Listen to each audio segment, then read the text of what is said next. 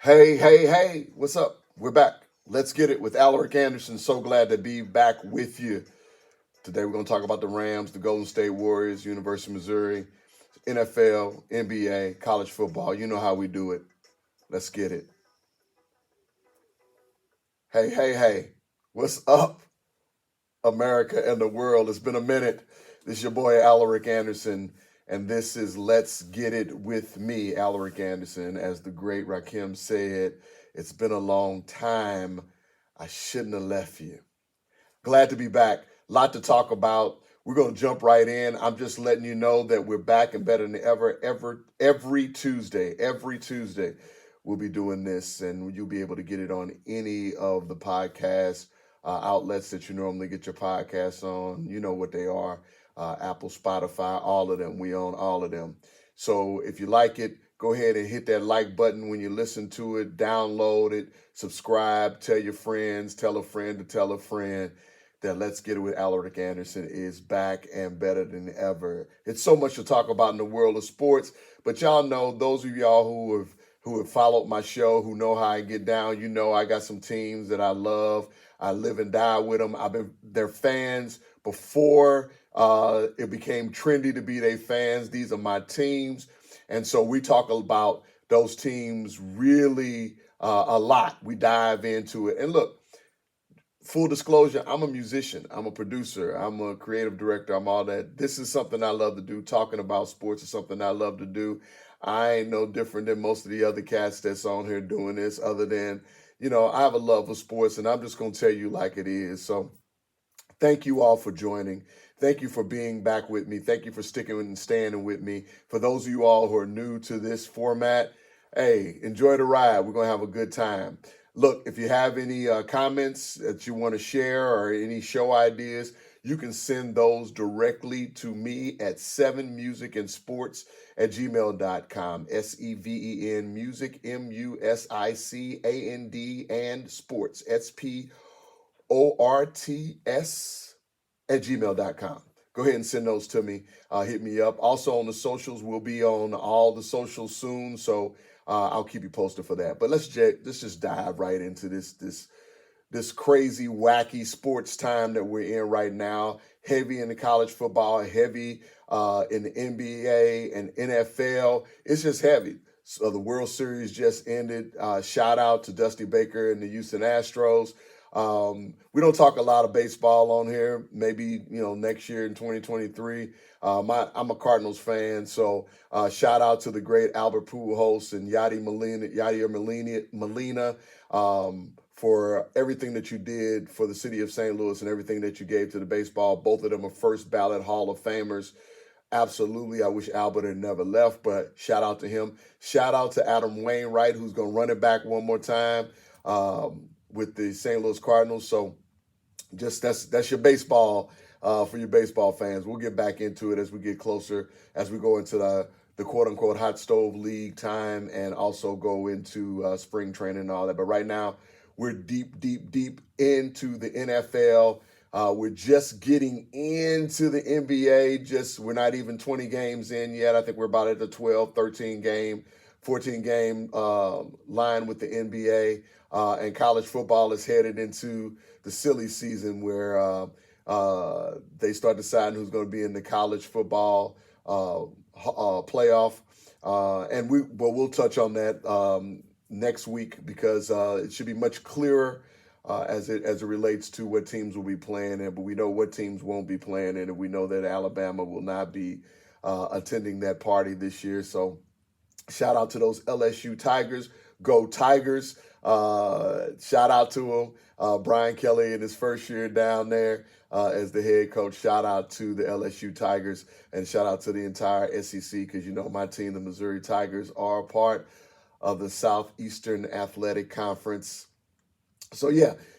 But let's get to the NFL, man, because it's crazy. It's crazy. If you are listening to the show on Tuesday, November 15th, last night, the last lone undefeated team was defeated. The Philadelphia Eagles were defeated by the Washington Commanders on Monday Night Football. So there are no undefeated teams right now in the NFL.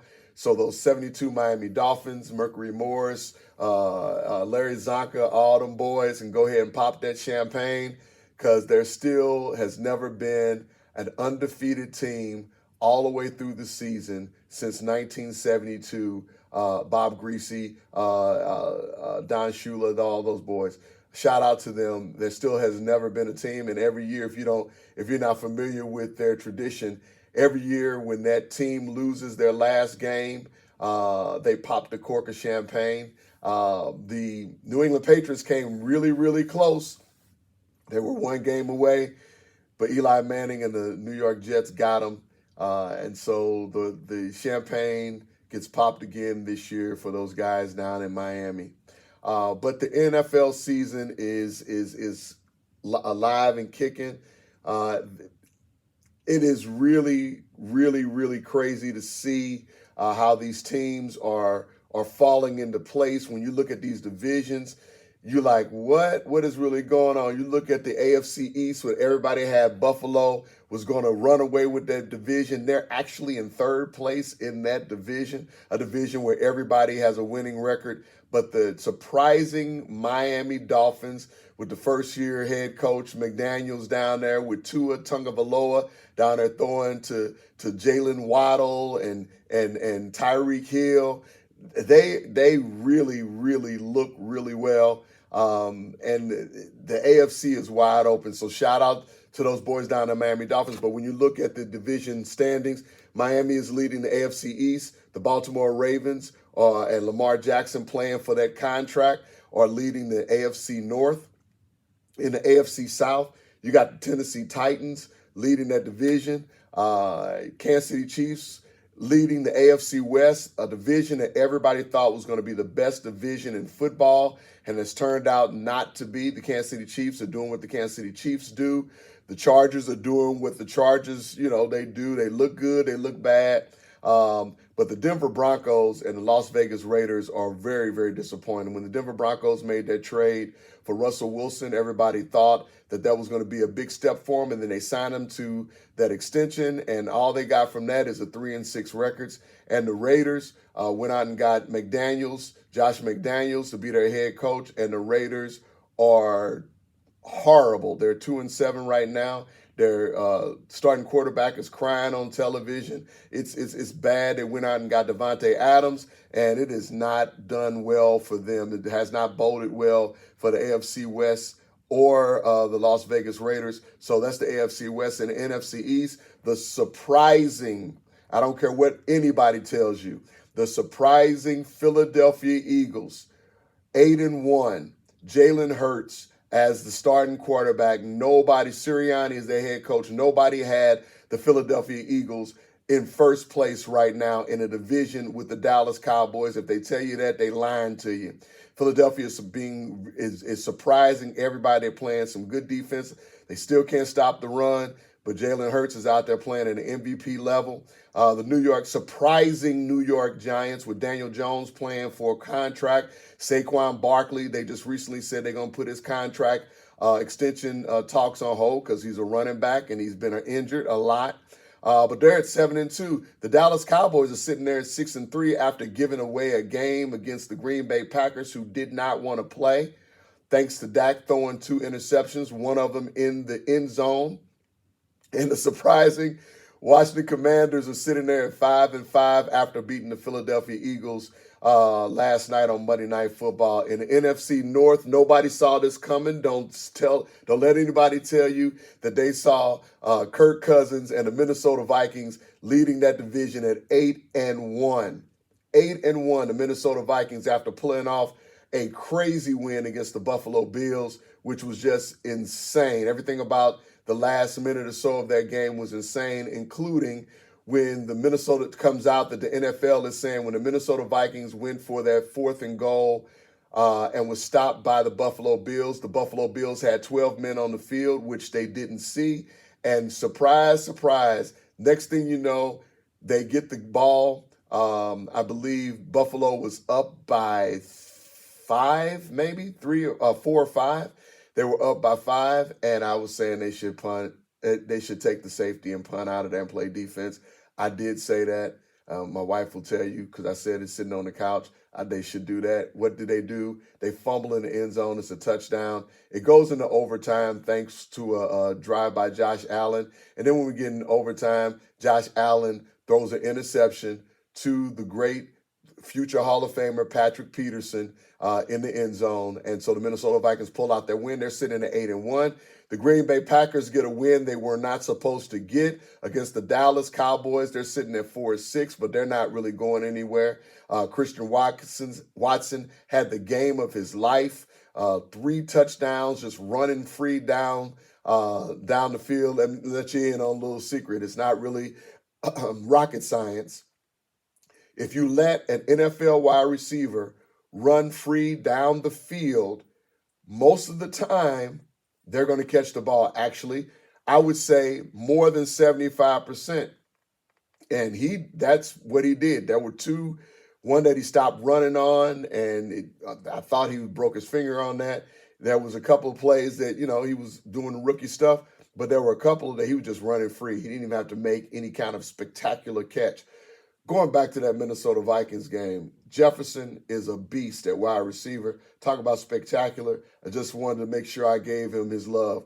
But the Green Bay Packers, barring something insane, will not make the playoffs this year. They're going to regret getting rid of Devontae Adams, and it's going to be crazy in Green Bay another offseason. The Detroit Lions are looking like the Detroit Lions. They win some games, they lose some games.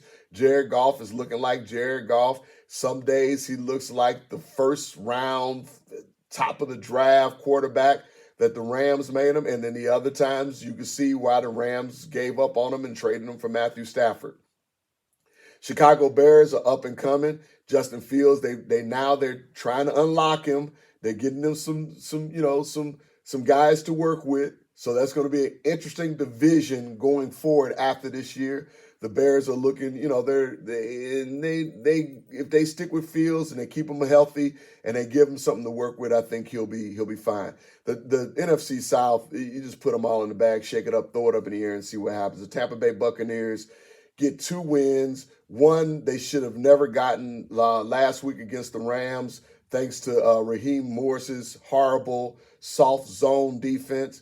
And then they played the Seattle Seahawks, who I think will revert to the mean. The Seattle Seahawks are not going to win the NFC West. So you look at the Tampa Bay Buccaneers, and right now in the NFC South, they're sitting at the top of their division at 5-5, with the Atlanta Falcons behind them by 1 game at 4-6, and then the Panthers and the Saints right behind them, 2 games behind them. So that division is still up in the air. And then you have the NFC West, which my Rams are a part of. You got the Seattle Seahawks and Geno Smith he's the comeback player of the year. You don't even have to talk about it. Sitting up there, throwing that thing, looking good. They're sitting at 6-1 in the division. The San Francisco 49ers, I don't know how they do it, but every year here they are, 5-4. Jimmy Garoppolo, they started the season. Trey Lance was the quarterback. Jimmy Garoppolo wouldn't even be on the team if somebody would have taken him. And look at what they're doing right now. They're 5-4. The Arizona Cardinals are sitting at 4-6. I don't know how that is possible.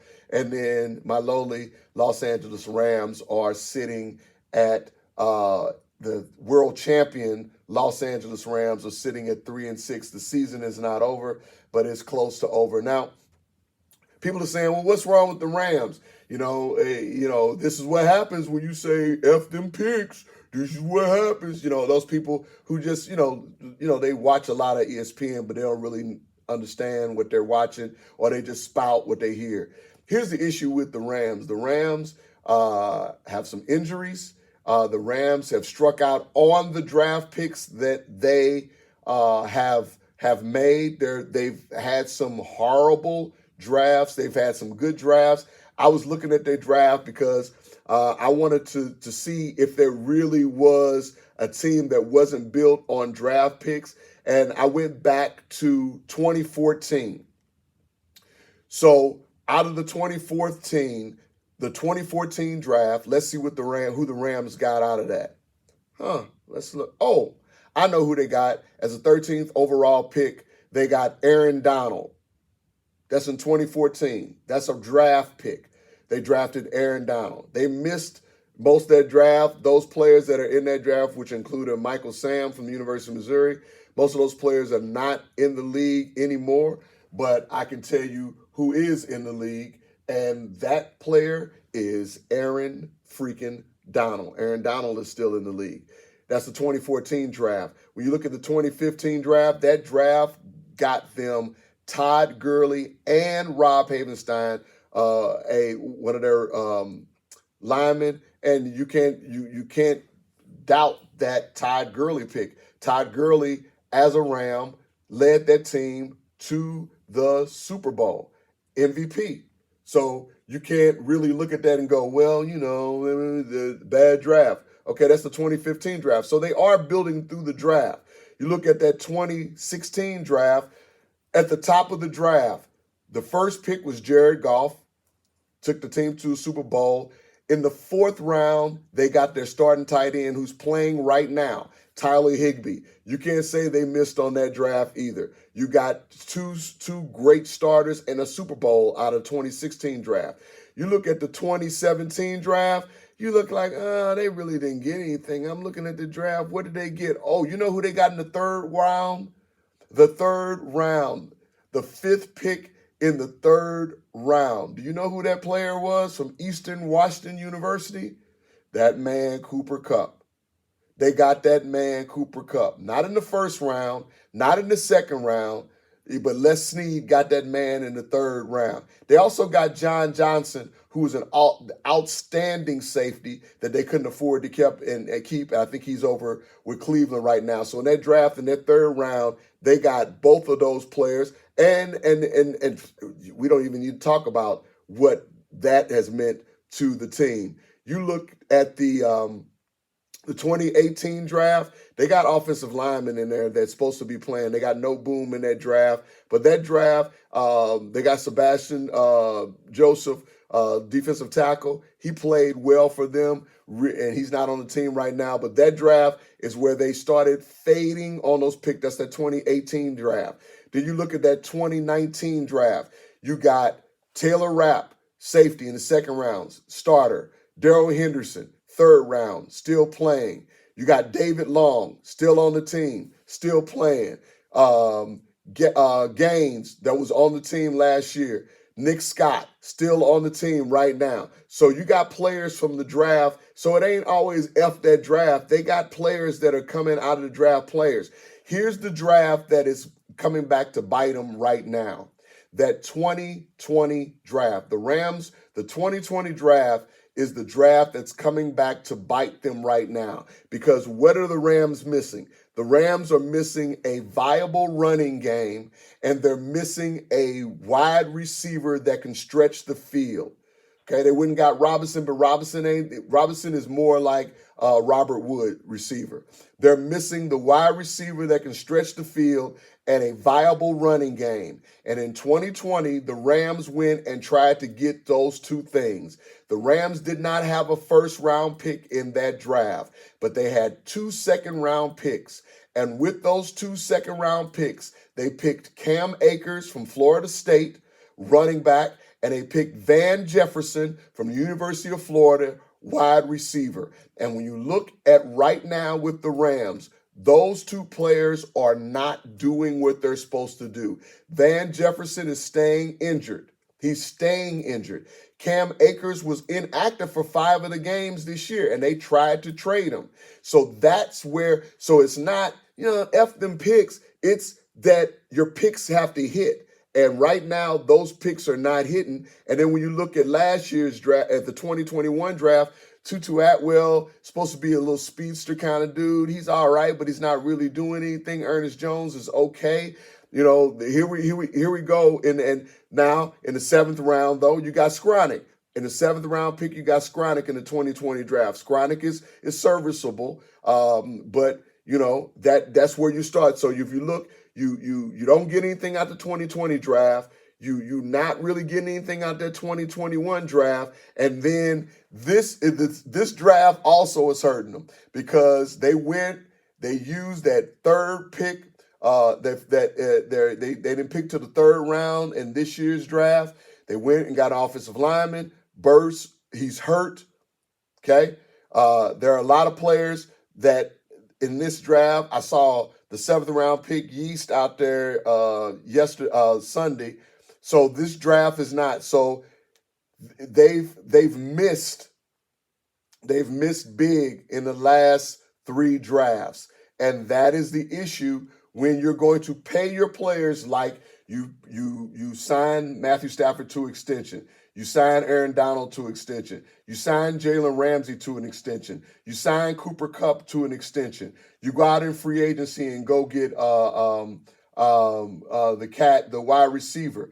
You went out and got these players. You signed and kept your players. You had to let some players go because of that. So you lose Von Miller, which is a big loss, but you couldn't afford to keep him, and you needed some of these draft picks to hit, and they're not hitting. So part of the reason that the Rams are in this mess right now is that they've missed on the draft picks, not giving the draft picks away.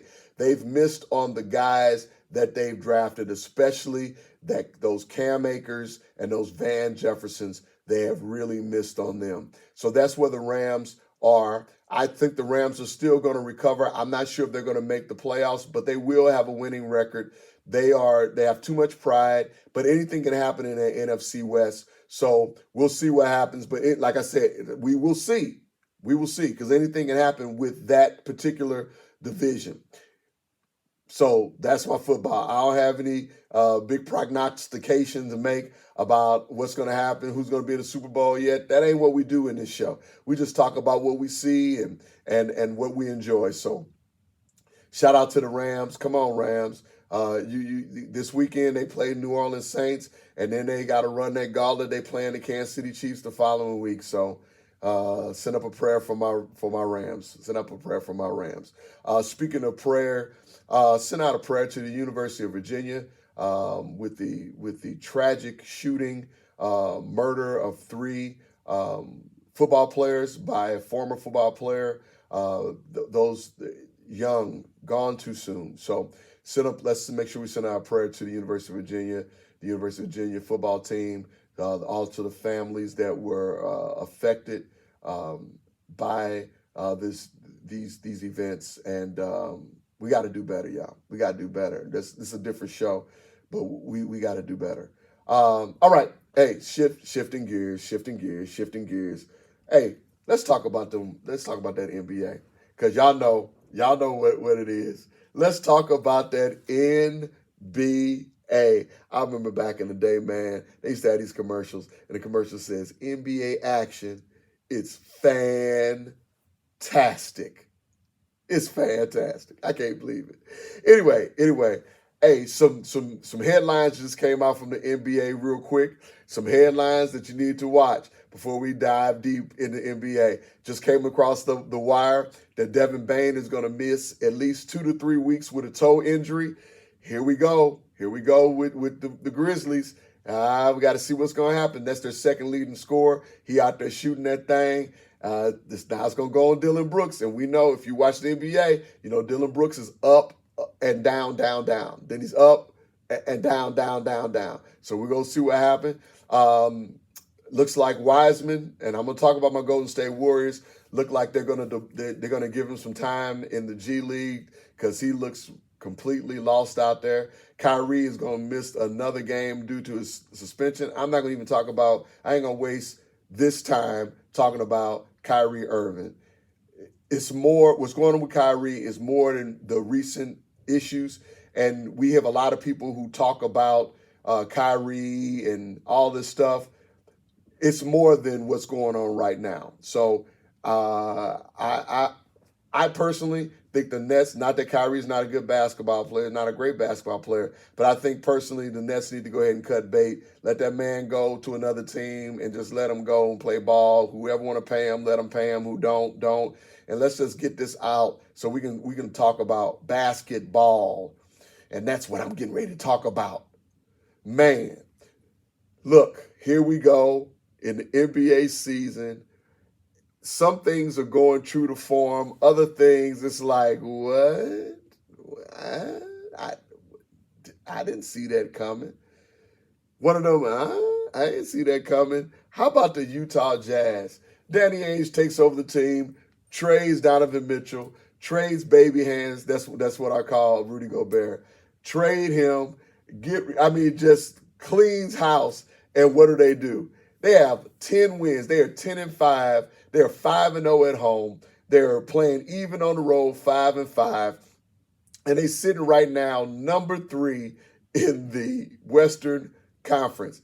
Shout out to Danny Ainge. Even when you trying to lose, you can't lose. That's a winner right there, baby. That's a winner. Anyway, let's look at the Eastern Conference standings before I dive deep into my team, the world champion, defending world champion, Golden State Warriors. Let's just look at the Eastern Conference. Right now, the Eastern Conference, the Boston Celtics in the Atlantic Division, the Boston Celtics are sitting at 11-3. Look here.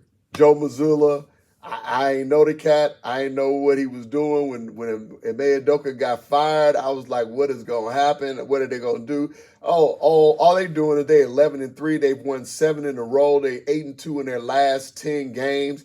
They out here balling. Jason Tatum, the homeboy, is out there balling. Jaylen Brown is balling. Everybody's balling. So, Joe Mazzulla is already looking at early voting coach of the year, which is incredible, which says a lot about the Boston Celtics organization, that they were able to shift gears and they out here balling. In that Atlantic Division, you got the Toronto Raptors right there. Toronto's going to be what Toronto is this year. They're back playing in Toronto after spending 2 seasons down in Florida. And, they who they are. You got Van Vliet. You got Pascal Siakam. You got the young boy, Scotty Barnes. They doing their thing. They 8-7. You got the Philadelphia 76ers. Harden's out. Embiid out there looking crazy the other night, scoring 55 points, I believe. They had 7-7. Not quite sure what that team is going to be. You got the New York Knickerbockers. They sitting there at 6-7. I think that it's not long for Thibodeau's going to be gone. And you got the Nets. I'm going to hold off on the Nets right now. They made that move to go with Jacques Vaughn, formerly of the University of Kansas, great point guard back in the day. They're going to go with Jacques Vaughn this season as the head coach. It looked like they're turning the corner. They lost the other night, but yeah, they lost to the Lakers, which was crazy. But they look like they might be turning the corner if they can unlock some Ben Simmons, if you can get Seth Curry out there shooting, if you can keep Joe Harris healthy. Kevin Durant is Kevin Durant, so we ain't even got to talk about what he gonna do. But if you can get some of that and just get those guys to play a little bit of defense, Brooklyn's going to be there at the end. You got the ball in the Central. You got the Milwaukee Bucks sitting right there. They number 2 in the conference, number 1 in their division at 10-3. It's Giannis. You know what it is. It's Drew Holiday. It's Chris Middleton. You know what it is. I mean, it's what it is. The Cleveland Cavaliers, surprising young talent, Darius Garland, Mobley. You went over there and got Donovan Mitchell. They lost to the Golden State Warriors the other night, though. But they're still a young team, but they look good. Bickerstaff, this is one of those times you got to ball. And what was so funny the other night, the Golden State Warriors beat them playing 5 against 8. That was the most. I'm a Golden State Warriors fan, okay? But I'm going to take myself out of it. If you watch the game, not watch the highlights, you will see that was one of the worst officiated games I've ever seen at any level of basketball, be it little bitty kids playing, running up and down the floor with Fisher Price goals, all the way up to the NBA. That was the worst officiating, and in Cleveland's favor. And they still lost the game. So, and they've lost 4 in a row. So, yeah, we got to see what's going to happen with the Cleveland Cavaliers. That backcourt, though, really intrigues me. I just got to see them. I got to see Donovan Mitchell finish. I know he's an exciting player, but I've watched him year after year after year in Utah not get it done. And Darius Garland, even though he was an All-Star last year, you got to see him turn that corner and lead that team. The Indiana Pacers or the Indiana Pacers? I mean, name somebody on the Indiana Pacers. Okay, Halliburton, Buddy Hield, Evans. I mean Turner. I mean, I can name some people on there, but they're the Pacers, so you don't really know if they're going to be anything. The Bulls and the Pistons, it's a far cry from the '80s when all we were talking about was the Bulls and the Pistons. The Bulls are sitting at 6-8. The Pistons are sitting at 3-12. I don't think they're going anywhere other than in the sweepstakes to get the really big kid, Victor, starts with a W. I ain't even try to say his last name. You look in the Southeast Division in the East, and you got the Atlanta Hawks sitting there at 9-5. You got the Washington Wizards at 8-6. The Miami Heat underachieving at 7-7. They got to do something with that team. That team is. I don't like that combination. I understand giving Tyler Hero that money because you didn't want to lose him. But, I mean, you also gave Robinson that money that you need to give him. You went and got Tubby McPherson. That's what I call, old boy that used to play for Toronto. I don't know why I call him that. But guard, I can't remember off the top of my head. But they went and got him. It hasn't really panned out. And so Jimmy Butler is Jimmy Butler. You know, Bam Adebayo is Bam Adebayo, but you need something else with that team to make that team run. You got to get over the hump with that team. The Orlando Magic are young. The Charlotte Hornets are Michael Jordan's team. Michael Jordan is a great basketball player. Michael Jordan's a great businessman. Michael Jordan is not a great basketball man. And it's not a knock on him. It's a lot of cats that's like that. Isaiah Thomas was one of those cats. Not a good basketball man. Magic Johnson is one of those cats. Not a good basketball man. Very rarely do you find basketball men like Jerry West who can go from being phenomenal college players to phenomenal pro players to phenomenal front office people. It's rare. It's very rare. So, the Charlotte Hornets, and they got hit when Bridges, decided that he wanted to beat his wife. That really, took them in a different direction that they'd never really recovered. You got the ball kid down there, but, he's a lot of flash, but ain't doing nothing. So we'll see and I think Scary Terry is still down there, Terry Rozier. So we'll see what happens with Charlotte, but they look like they're headed for the lottery also. Going over to the Western Conference, you got the Portland Trailblazers sitting on top of the Northwest Division. Dame is back doing Dame things. The Denver Nuggets underachieving. Yes, they're 9-4, but come on, man. With Jokic, you got Murray back. You got Michael Porter Jr. You got Aaron Gordon. You're underachieving. Something's got to happen. Michael Malone, you got to do better, man. I already talked to y'all about the Utah Jazz. I already told you they're overachieving, and shout out to them. The Minnesota Timberwolves, bad combination. You put baby hands with Karl Anthony Towns, with D'Angelo Russell, with Edwards. It's just bad. And then you got rid of Patrick Beverly, who may not have been your best player, but he was the heart and soul of that team. It's a bad team. OKC, the Thunder, you got Gilgeous-Alexander, you got Giddey, you got a nice combination of players. You sitting at 6-8. You look at the Oklahoma City Thunder, let them keep messing around, and you'll see some kind of deal to try to get over the hump, man. That would be a team that would do well to go get Russ. And if they're making a playoff run, go get Russ, bring him back home, and let him guide that young team in. But that's just me talking. In that Pacific Division, which is the division that my Golden State Warriors are in, it's the glamour division. You got the Phoenix Suns. They sitting up there, but that Cam Johnson injury is going loom large. Chris Paul ain't getting no younger. Big game on Wednesday. Golden State Warriors and the Phoenix Suns. You got the Clippers.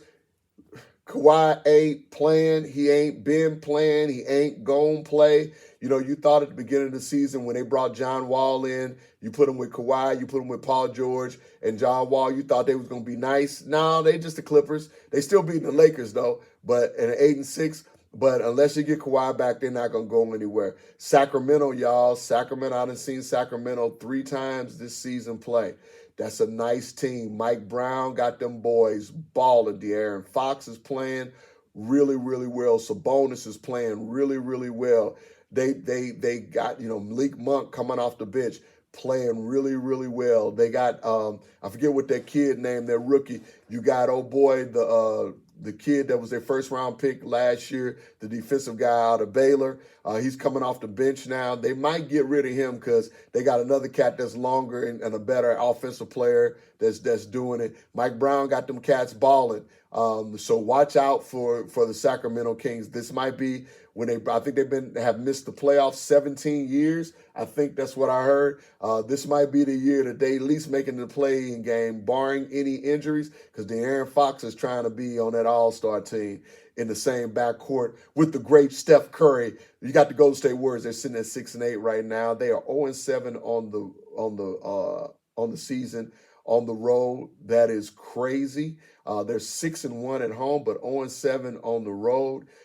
It's young players. They got a lot of young players, I'm going to talk about that in a minute after I finish going through the standings. The Los Angeles Lakers are sitting at 3-10. They're not getting any better. LeBron is day to day. Anthony Davis' best years are behind him. Russ is out there doing everything he can. Patrick Beverly comes out there and gives him 2 points and a lot of words and running around every game. Lonnie Walker IV is doing his thing. Reeves is looking nice out there, but it's bad. I feel bad for Darvin Ham because that team is not going to do well, and he's going to pay the price. And then you look in the Southwest Division, you got the Memphis Grizzlies, who came out on fire, and now they're at 9-5. And with this injury, it's hard to see what's going to happen. They've already lost one, and you take Desmond Bane out of the mix, it's going to be a problem. But they're still sitting there, fourth in the conference, first in their division, 9-5, followed by Luka Doncic and the Dallas Mavericks. Luka is balling. Luka is doing what Luka does. But it's still not enough. You got the Pelicans, and you ain't quite sure what's going to go on with them. You got C.J. McCollum that is really doing. You got Brandon Ingram. You got Zion. You got a nice group of players, but now you got to see that group of players step up and go to the next level now that everybody's healthy. You got the San Antonio Spurs. And I watched them last night. They were playing way above their heads. They got some nice young talent, but yeah, it's going to be an issue with them. But Pop is Pop, and they're going to be all right. And the Houston Rockets is just young and still a bad combination of players. So that's the rundown. Real quick, let me talk about my Golden State Warriors. Like I said, the Warriors are scuffling a little bit this season. You know who's leading them, and you know who's leading them. The all-world first ballot Hall of Famer, greatest shooter to ever play the game. Steph Curry is averaging 31 points a game. He's played in 13 of the 14 games, I believe. He is, and the only other game he was a back-to-back. That last road game, he played a back-to-back yesterday. Steph is just doing it all. He's averaging 34 points a minute. He's out there rebounding. He's got 6 rebounds, 6.6 or 7 rebounds, 6 assists. He's out there. His turnovers are down. With his usage rate, he's only averaging 2.5 turnovers a game. You got Wiggins out there balling, doing the same thing, averaging 33 minutes. Wiggins is out there giving you 18 points a game, 5 rebounds. You got Poole, Poole was scuffling earlier in the season. He ain't scuffling no more. If you watch that boy the last couple of games, he ain't scuffling no more. He started last night because Clay had a mandatory rest day. He went out there, I think went for 35 points. He was giving them the business. He was getting steals. He was doing the whole thing. He was making them cats look horrible. You got Draymond doing Draymond things, man. Draymond is playing the best basketball of his career.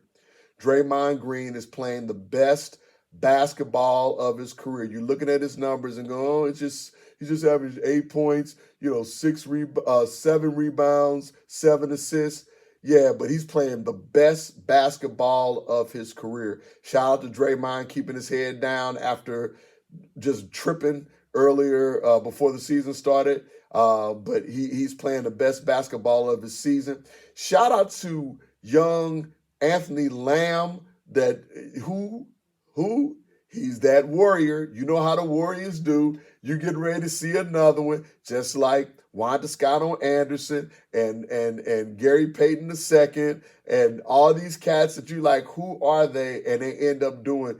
Anthony Lamb is out here balling. He's playing major minutes now. He's taking away Wiseman's minutes. He's taking Kuminga's minutes, and he's going out there balling. I think last night he had 5 threes, and he's been balling. He's a 6'6". He's a bigger guy. He rebounds well. He knows the game. He's learning. They can run a lot of the same action that they run with Draymond. And then you got Kevon Looney, who's playing like a veteran, who's doing the thing. He's making great plays. He's scoring more around the basket. He can go out there and guard them larger. When they make that switch, they ain't worried about it because he can go out there and guard guards. They doing well, man. You got some cats that's playing really, really well. They're just a young team after you get through their starters. But let me tell you something. Let me tell you something about these Golden State Warriors. You better watch them because after Christmas, when you start getting into the other half of the season, when these younger players have gotten more and more playing time and gotten their feet under them, Golden State's going to be hard to beat. When Clay, I didn't mention Clay because Clay is still coming back. I know yesterday he did an interview talking about he's 100%. I hear what he's saying, but let Clay just do what Clay do, and then once we get to January, we're about to see some vintage Clay. We're going to see some vintage Clay, and that's why I think the Golden State Warriors will repeat as NBA champions. Yes, I said it. Sure did. So, yep, November 15th, 2022, I said it, and I'm going to stand by it. Going real quick to college football, it looks like it's going to be not your usual suspects in the actual college football playoffs. I'm looking right now, Georgia, Ohio State, Michigan, and TCU are your undefeated teams. They're sitting at the top, and the issue is Ohio State and Michigan plays each other at the end of the season. TCU is in the Big 12, and so, they probably are not going to lose. If they lose a game, they're done. You don't even have to mention them. Georgia still has to play that SEC championship game. Got to go down to Atlanta, and they're going to be playing them LSU Tigers. And you never know what can happen in that type of game because Georgia's going to win the SEC East. And so if everything holds true to form, you're going to have Georgia, TCU, either Ohio State or Michigan. But remember, not only do they have to, in the Big Ten, not only do they have to play each other, but then they have to turn around and play the Big Ten championship game. Anything can happen. Anything can happen. So there are a few teams with one loss that's on the outside looking in that anything can happen. However, they don't control their own destiny. A team like Tennessee, they're on the outside looking in, but they're not even going to play for the SEC championship. So a lot of things got to go crazy. Georgia's got to lose another game before they get there, and then Georgia has to lose to LSU in order to get knocked out, in order to elevate Tennessee, and Tennessee has to win out. Alabama is out. You ain't even got to worry about Alabama. Alabama will not be playing in the championship game. Clemson is sitting right there at 9-1, but they're in the ACC, and there's really no way. A lot of crazy stuff would have to happen for Clemson to have an opportunity. So it really is down to me.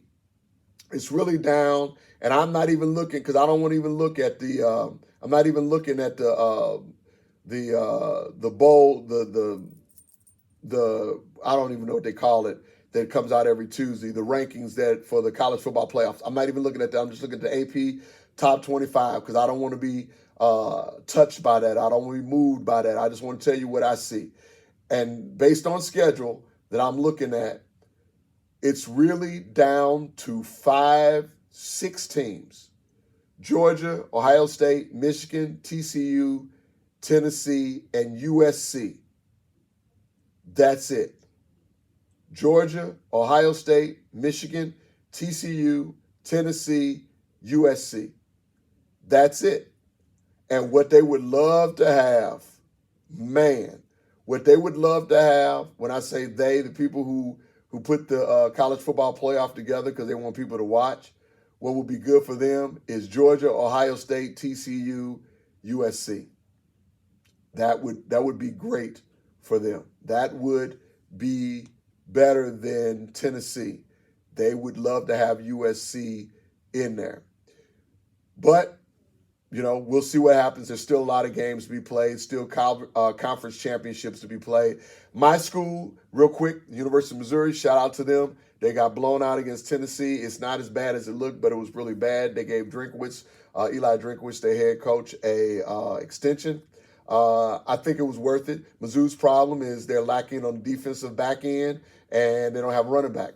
They need to shore up that. They got Luther Burden out there at the wide receiver. He's going to be a stud. He reminds me of a bigger Jeremy Maclin. They may not be bigger, but TV is different now than when he was playing, so they might be the same size. Brady Cook is great at quarterback. He's going to be fine if he gets some more weapons. Their offensive line's got another year to come into play. The defensive line now looks like a Mizzou defensive line. They don't have that monster linebacker that they've had in the past, but that can come with time. But the running back position is lacking, and the defensive back position is lacking. Rick Straw looks good, but they need that man. They're in the SEC. They don't have that man. They ain't got that man back there. But all that comes from recruiting, and he's done great recruiting the state of Missouri. I was listening to the broadcast the other day of the Mizzou game, and there were 5 players from the state of Missouri that were drafted in an NFL draft. Did they say the first round, or maybe they said in the draft from the state of Missouri that did not play at the University of Missouri? That's a sad indictment on things at the University of Missouri prior to Drinkwitz getting the job. Barry Odom, nice guy, horrible coach.